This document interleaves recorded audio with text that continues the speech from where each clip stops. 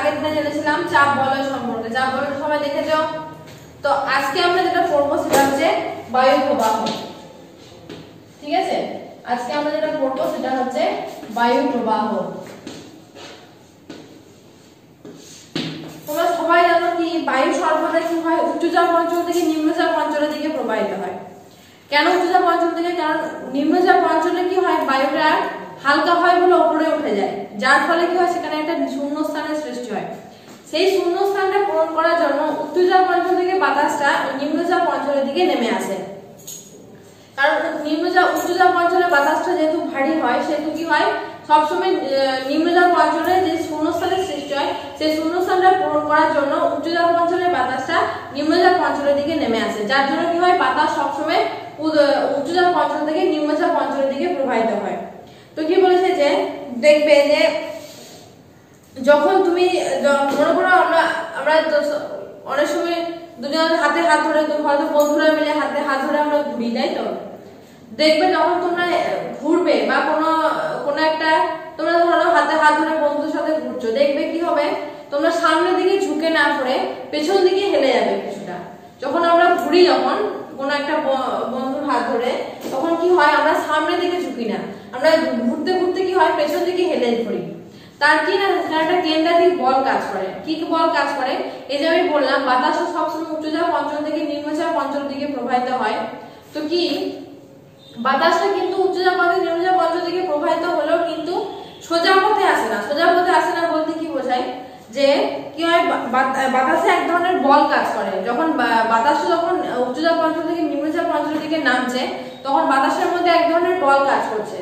সেই বলের জন্য কি হয় বাতাসটা সবসময় সর্বদা সোজা পথে সোজা পথে নামছে না, উচ্চচাপ অঞ্চল থেকে নিম্নচাপ অঞ্চলের দিকে। কি হয় উত্তর গোলার্ধের বাতাসটা কি হয় দক্ষিণ দিকে মানে ডান দিকে বেঁকে প্রবাহিত হয়, আর দক্ষিণ গোলার্ধের বাতাসটা কি হয় বাঁ দিকে বেঁকে প্রবাহিত হয়। ঠিক আছে, তো এটা প্রথম লক্ষ্য করেছিল বিজ্ঞানী কি ফেরেল।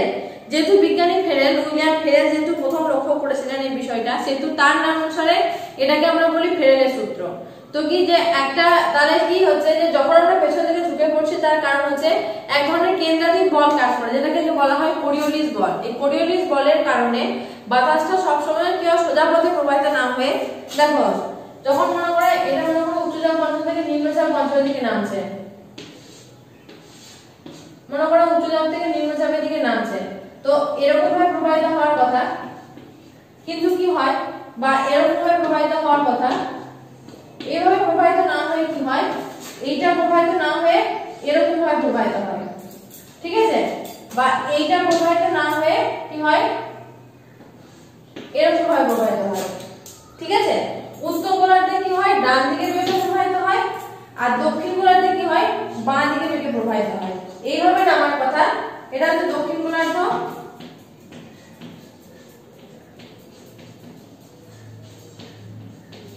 আর এটা হচ্ছে উত্তর গোলার্ধ।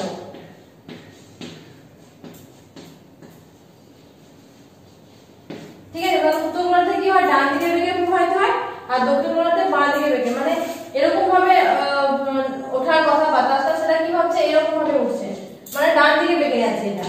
ঠিক আছে, আর এটা এরকম ভাবে নামার কথা দক্ষিণ গোলার্ধে, সেটা কি ভাবে নামছে এরকম ভাবে নামছে, তারপরে বাঁ দিকে বেঁকে যাচ্ছে। তো বিজ্ঞানী এটা কি এই বলটাকে কি বলা হচ্ছে কোরিওলিস বল। বিজ্ঞানী উইলিয়াম ফেরেল প্রথমে কোরিওলিস বল লক্ষ্য করে তিনি প্রথমে সূত্রটি আবিষ্কার করেন বলে একে বলা হয় ফেরেলের সূত্র। তারপরে দেখো বাইস বেলের সূত্র কি। বাইস বেলের সূত্র হচ্ছে কি যে ডাচ আবহাওয়াবিদ একজন ছিলেন বাইস বেলের নাম। তো তিনি কি করেছিল 1857 সালে একটা বিষয় লক্ষ্য করেন। কি লক্ষ্য করেছিল না যে কোনো গোলার্ধে মানে উত্তর গোলার্ধে যেদিকে বাতাস প্রবাহিত হচ্ছে, যেদিকে বাতাস প্রবাহিত হয় তার দিকে যদি তুমি পেছন করে দাঁড়াও, যেদিকে উত্তর গোলার্ধে যেদিকে বাতাসটা প্রবাহিত হচ্ছে সেদিকে যদি তুমি পেছন করে দাঁড়াও, তাহলে তোমার ডান দিকটা পড়বে উচ্চচাপ অঞ্চল, মানে উচ্চচাপ প্রবাহিত হচ্ছে, আর তোমার বাঁ দিকে কি পড়বে নিম্নচাপ প্রবাহিত হচ্ছে। ঠিক আছে, তো ডাচ আবহাওয়াবিদ কে বাইস বেলের প্রথমে সূত্রটা আবিষ্কার করেছিল কি যে কি বলছো যে বায়ুচাপের পার্থক্যের সঙ্গে বায়ু প্রবাহের একটা সম্পর্ক আছে।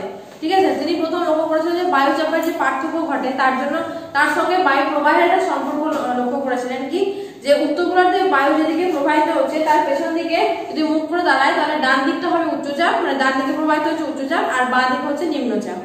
ঠিক আছে, তো এই বলছে যে পৃথিবীর পৃষ্ঠের উপর ভাগটা সব জায়গায় সমান নয়, কোথাও অসমতল মানে অসমতল ভাবে স্থলভাগের উপর দিয়ে প্রবাহিত ঘর্ষণজনিত বাতাসের কারণে বায়ুর গতিবেগ কখনো কমে যায়, কখনো দিক বিক্ষেপ ঘটে। মানে যদি সব জায়গাটাই ভূমিটা কি সমান সমান নয়, যেখানে অসমান সেখানে কি হয় ধাক্কা পাওয়ার ফলে বায়ুর দিক বিক্ষেপ করছে বা গতিবেগটা কমে যাচ্ছে। যেখানে সমান্তরালভাবে প্রবাহিত হচ্ছে সেখানে বাতাসের গতিবেগটাও বেশি, কিন্তু যেখানে অসমান্তরাল বা যেখানে বাধা পাচ্ছে সেখানে কি গতিবেগটা সমান রয়েছে, গতিবেগ সমান নেই, সেখানে গতিবেগটা বাধা পাওয়ার ফলে সে গতিবেগটা কি হচ্ছে কমে যাচ্ছে।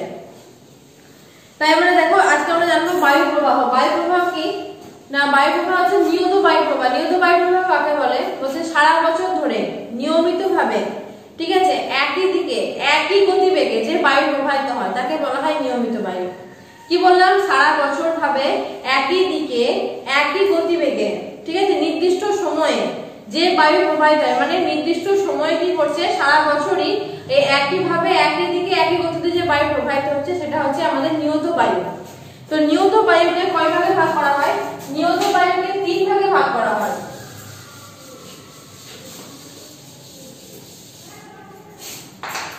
কি বললাম, নিয়ত বায়ু। নিয়ত বায়ু কি সারা বছর কি হচ্ছে নিয়মিতভাবে নির্দিষ্টভাবে নির্দিষ্ট সময়ে নিয়মিতভাবে একই দিকে একই গতিবেগে প্রবাহিত হচ্ছে। তো এই নিয়ত বায়ুকে আমরা ভাগ করেছি কয় ভাগে, 3 ভাগে। আয়ন বায়ু,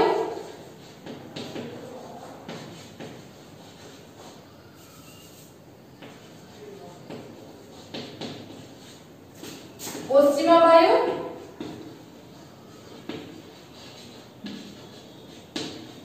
আর একটা হচ্ছে মেরু বায়ু। ঠিক আছে, তো আজকে আমরা পড়বো কি শুধু আয়ন বায়ু। আয়ন বায়ু কি না, নিরক্ষরেখার অঞ্চলে, মানে নিরক্ষরেখাতে কি হয়, নিরক্ষরেখায় যে উত্তর মানে কর্কটীয় মকরীয় উচ্চচাপ থেকে সারা বছর ধরে নিয়মিতভাবে নিরক্ষীয় নিম্নচাপের দিকে, মানে বায়ু সবসময় কি জানলাম আমরা উচ্চচাপ থেকে নিম্নচাপের দিকে প্রবাহিত হচ্ছে, তাহলে কর্কটীয় মকরীয় উচ্চচাপ বলে। তোমরা আগের দিনে আমি পড়েছি চাপ বলে যে কর্কটীয় মকরীয় উচ্চচাপ বলে, কিন্তু নিরক্ষীয় নিম্নচাপ বলে। তাহলে কর্কটীয় মকরীয় উচ্চচাপ বলয় থেকে নিয়মিতভাবে নিরক্ষীয় নিম্নচাপের দিকে যে বায়ু প্রবাহিত হচ্ছে সেটাকে কি বলা হচ্ছে, সেটাকে বলা হয় আয়ন বায়ু। তো আয়ন বায়ু কি 5 ডিগ্রি থেকে 25 ডিগ্রি অক্ষরেখার মধ্যে অবস্থিত হয়। ঠিক আছে, 5 থেকে 25 ডিগ্রি অক্ষরেখার মধ্যে এই বায়ুটা প্রবাহিত হয়। আর এখানে কি হয়, উত্তর গোলার্ধে যখন কর্কটীয় উচ্চচাপ অঞ্চল থেকে নিরক্ষীয় নিম্নচাপের দিকে প্রবাহিত হয় সেটাকে উত্তর পূর্ব আয়ন বায়ু বলা হয়। আর দক্ষিণ গোলার্ধে মানে মকরীয় অঞ্চল থেকে যখন নিরক্ষীয় অঞ্চল থেকে যায় তখন তাকে দক্ষিণ পূর্ব আয়ন বায়ু বলা হয়। ঠিক আছে, তো ফেরেলের সূত্র অনুসারে কি হয়, কর্কটীয় মকরীয় অঞ্চল একটা বাঁ দিকে প্রবাহিত হয় বেগে, একটা হচ্ছে ডান দিকে, মানে উত্তর গোলার্ধে বাঁ দিকে বেগে প্রবাহিত হচ্ছে উত্তর পূর্ব আয়ন বায়ু আর দক্ষিণ গোলার্ধে ডান দিকে বেগে প্রবাহিত হচ্ছে দক্ষিণ পূর্ব আয়ন বায়ু।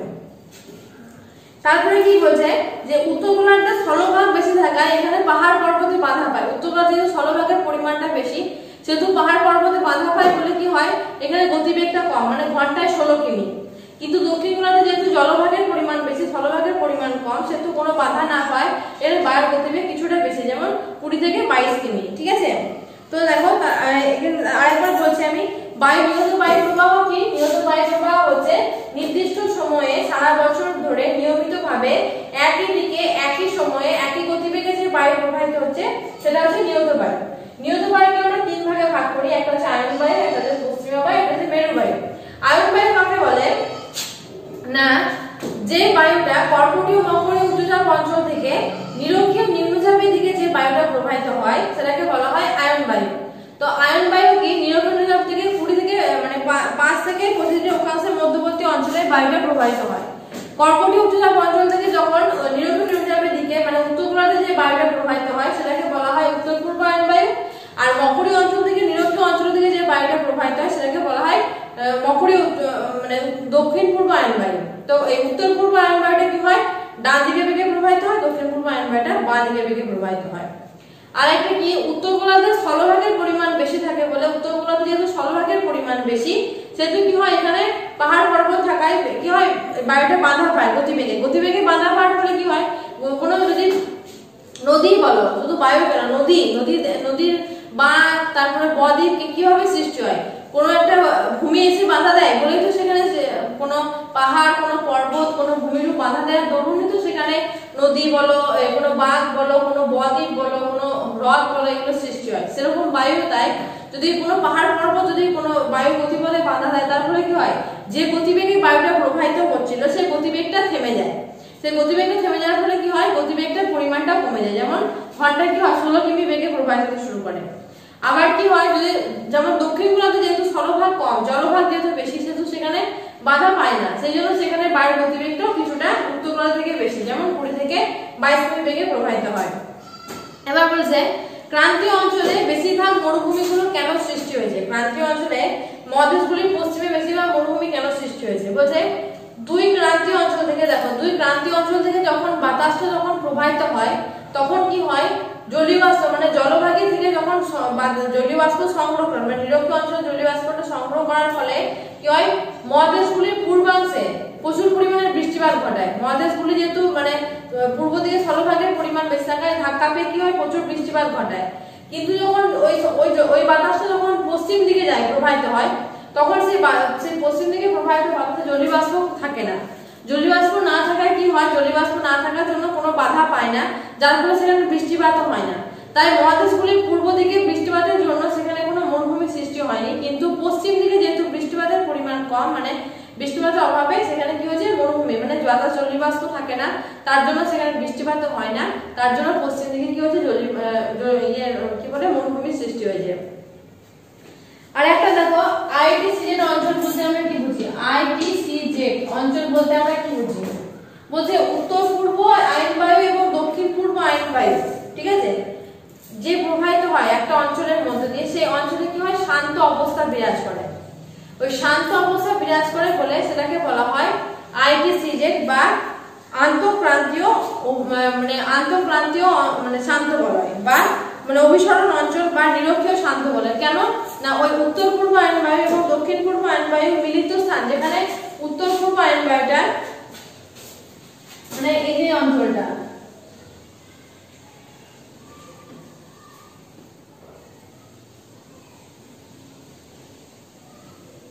এই যে এখানে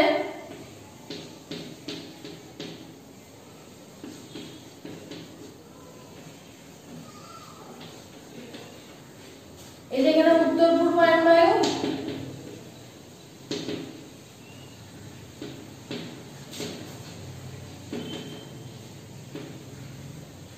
আর এটা হচ্ছে দক্ষিণ পূর্ব আয়ন বায়ু।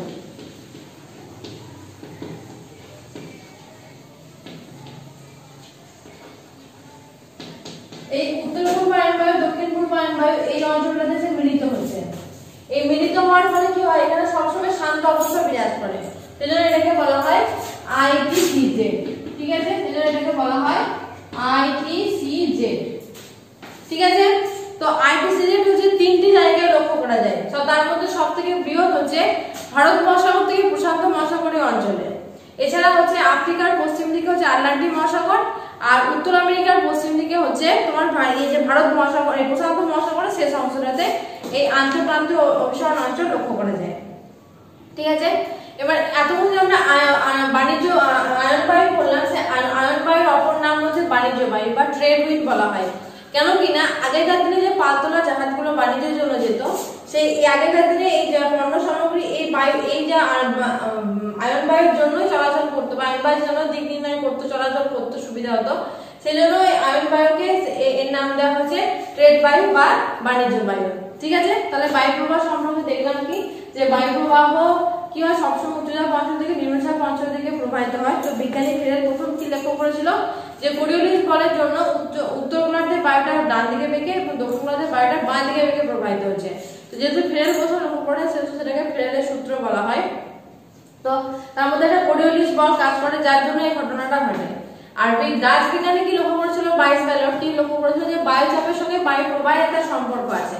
কি সম্পর্ক না, উত্তর গোলার্ধে উচ্চচাপের দিকে বায়ু প্রবাহিত হচ্ছে, এবার যেদিকে বায়ু প্রবাহিত হচ্ছে সেদিকে তুমি যদি পেছন করে দাঁড়াও, তাহলে কি হবে, তোমার ডান দিকে হবে উচ্চচাপ অঞ্চল, মানে উচ্চচাপ, আর বাঁ দিকে হচ্ছে নিম্নচাপ।